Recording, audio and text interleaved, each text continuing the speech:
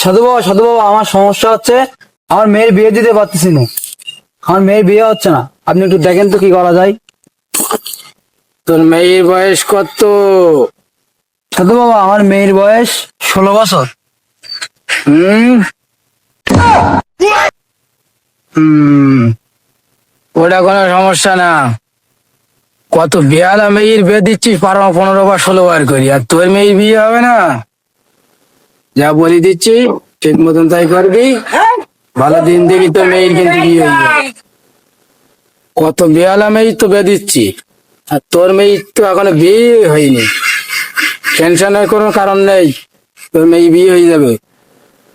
বুঝতে পেরেছিস? সাধু বাবা, একটু দেখেন তাহলে আমাকে। দেখতেছি, এই দুটো পাতা দিচ্ছি, খুব গুরুত্বপূর্ণ পাতা। এই পাতা দুটো তুমি এই বালিশের তলায় দিবি, ঠিক আছে? হুম। আর এই সুতোটা বেঁধে দিবি মেয়ের হাতে, বাম হাতের বুড়ি আঙুলি। আচ্ছা, ঠিক আছে? দে দুটাই একটা ঝাড়াই দেই। তো ঝাড়াইলে হবে, তো মেয়ে না ঝাড়াইলেও চলবে।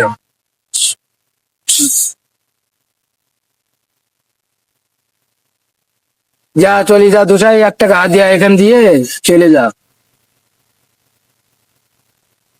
201 টাকা না, আপনারা আমি এইগুলো দিয়ে দিচ্ছি, আমার মেয়ের জন্য বিয়ে হয়, একটু দেখেন আমার মেয়ের বিয়ে। যা যা পারিস তাই দে যা।